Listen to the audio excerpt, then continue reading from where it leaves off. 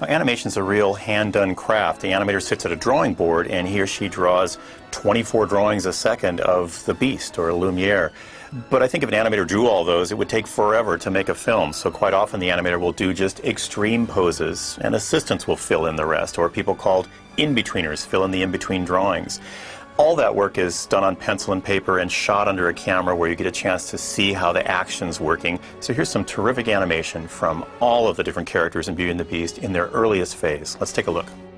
Glen Keane animated these drawings of the Beast when he first is seen by Belle, and then Mark Henn had to animate Belle's reaction, and Ruben Aquino animated Maurice, who was trapped in the dungeon.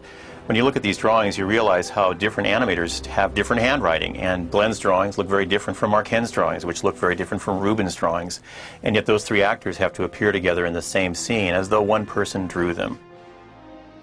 The character design of the Beast was a funny thing. He had to be gruff and angry, like in this scene. He had to appear like he was a monster, a big animal, and yet in other scenes he had to fall in love. He had to be sweet. You had to see into his eyes that inside was the soul of a human being. So this animation had to be very rangy, and this was the part of the film where he could really show his animal side when Maurice came into the castle for the first time.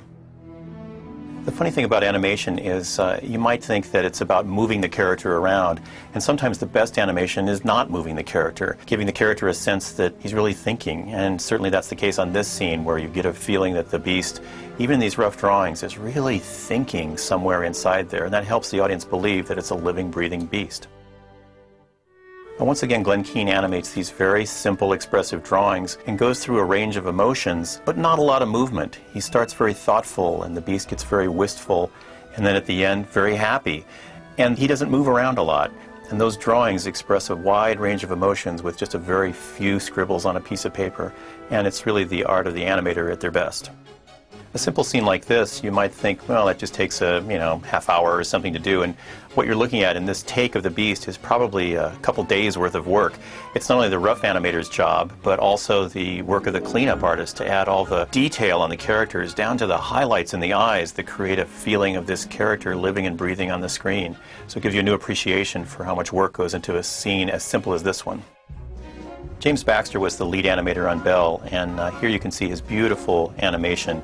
Again, it's very rough and expressive, and you see a lot of the underdrawing and scribbles that it took to create the character, but she feels completely alive and plausible as a character on the screen. Nick Ranieri had the unenviable job of animating a candelabra. We had never done that at Disney Animation before, and his drawings of Lumiere, along with Jerry Orbach's voice, were really wonderful in creating a new character, a character made out of these anthropomorphic objects. And it's another thing that a Disney animator can do so well, take a clock, a teapot, and candelabra and breathe life into them. And certainly Nick did that with Lumiere.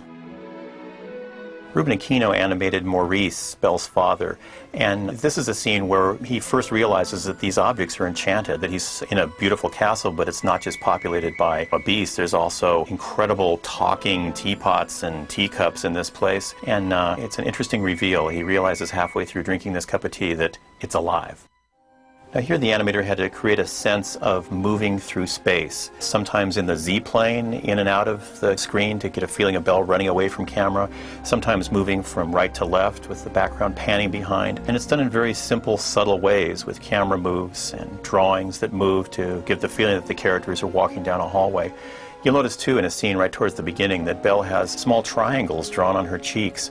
These were added by the cleanup artists, and later in our post-production process, those will be painted a light pink color and blended to create a rosy rouge color on her cheeks. Here Nick Ranieri animates the line course by course, one by one, and it's the big kind of pullback where the band slows down and Lumiere is going to really put on a show and really show Belle this big finale of all the dancing teacups and silverware and show them what they can do. One thing you notice when you look at a clip like this is all the layering that goes into a sequence, quite often by different animators. Cogsworth might have been animated by one person and the Feather Dusters by another, and in the background you see some early computer graphics of the chandelier turning with dancing forks on it. Here again you see the many layers that put a scene together, not only Cogsworth but all the bottles of champagne. The special effects artists have roughed in some champagne up in the air, the computer graphics in the background for the chandelier and the forks, and it gives you a sense of all this activity going on in the big finale of Be Our Guest.